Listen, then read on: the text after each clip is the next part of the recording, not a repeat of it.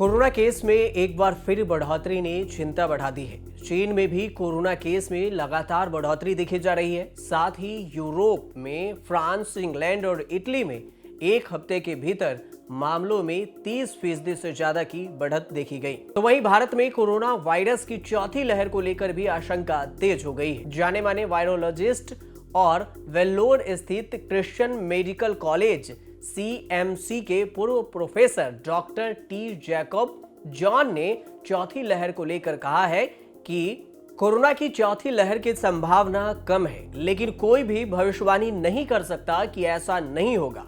कोविड-19 की चौथी लहर की भविष्यवाणी करने का कोई वैज्ञानिक कारण नहीं है।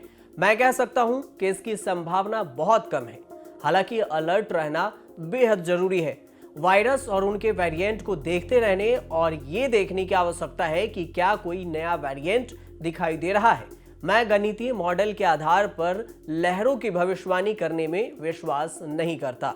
साल 2020-21 में जब कोरोना की पहली और दूसरी लहर सामने आई थी तो लाखों लोगों की मौत हुई थी। हालांकि तीसरी लहर में ऐसी स्थिति कम ही देखने को मिली। इसे देखते हुए चौथी लहर कितनी खतरनाक हो सकती है, इस पर डॉक्टर टी जैकब ने कहा है कि चौथी लहर से डरने की कोई जरूरत नहीं है। मुझे समझ में नहीं आता कि मनुष्य में भय को कैसे और किन उद्देश्यों के लिए पैदा करने की आवश्यकता है। इसलिए मैं गणितीय मॉडलिंग के आधार पर एक लहर की भविष्यवाणी करने में विश्वास नहीं करता। मैंने आपको गणितीय मॉडलिंग के उन समस्याओं के बारे में बताया जो कंप्यूटर में टाइप 2 पोलियो वैक्सीन के साथ थी। गणितीय मॉडलिंग अच्छा है अगर गणितीय मॉडलिंग में जाने वाले सभी तत्व अच्छे हैं। इसलिए चौथी लहर से डरने की कोई भी जरूरत नहीं है। हालांकि उन्होंने कहा कि अब साल 2022 में इस वायरस के बारे में बहुत जानकारी है कि ये कैसे व्यवहार करता है और इसके वेरिएंट कैसे बनते हैं। और भी कई सारी बातें उन्होंने बताई, लेकिन सावधान रहने की जरूरत इसलिए भी है क्योंकि कोरोना के बाकी variant alpha, beta, gamma, delta, kappa से बहुत अलग है ओमिक्रॉन वेरिएंट। और इसलिए चौथी लहर की भविष्यवाणी के बारे में डॉक्टर जैकब ने कहा कि ये बिल्कुल भी सहमति में नहीं है कि ये चौथी लहर आएगी। लेकिन उन्होंने ये भी स्पष्ट किया कि ओमिक्रॉन के रूप यानी वेरिएंट कब बदल जाए इसके बारे में कहा नहीं जा सकता। चौथी लहर नहीं हो सकती है ये भी कहना मुश्किल होगा। वहीं भारत में कोरोना वायरस के 24 घंटे के अगर डेटा को देखा जाए तो 2075 नए केस दर्ज किए गए, 71 लोगों की मौत दर्ज की गई। अब तक कुल 5 लाख से ज्यादा लोगों की कोरोना वायरस से मौत हो चुकी है। यूरोप और दुनिया के बाकी देशों में भी कोरोना वायरस की लहर चिंताजनक रफ्तार से ऊपर बढ़ रही है। दक्षिण पूर्व एशिया की बात की जाए तो चीन में 14 महीने बाद कोरोना ने 2 जान ली है, यानी 2 लोगों की मौत हो गई है। हांगकांग में अब तक कुल 10 लाख केस आ चुके हैं।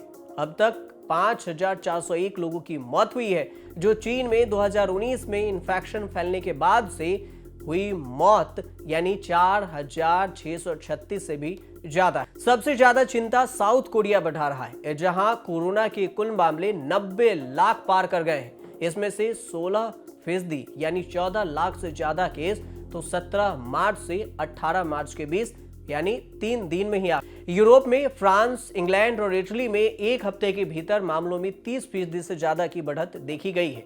दुनिया भर में रोज आने वाले कोरोना के मामलों में औसतन में पिछले हफ्ते मुकाबले 12% का इजाफा हुआ।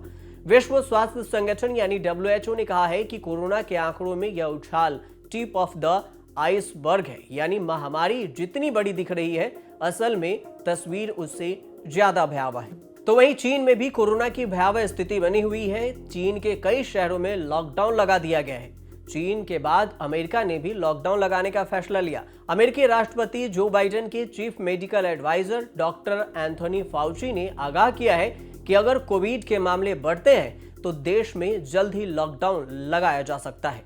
अमेरिका में ओमिक्रॉन के सब वेरिएंट BA.2 के कारण संक्रमण के मामलों में तेजी से बढ़ोतरी देखी जा रही है। दुनिया भर में अब तक कोरोना वायरस के 45 करोड़ 85 लाख केस सामने आ चुके हैं और 60 लाख 6 हजार लोगों की कोरोना वायरस से मौत भी हो चुकी है।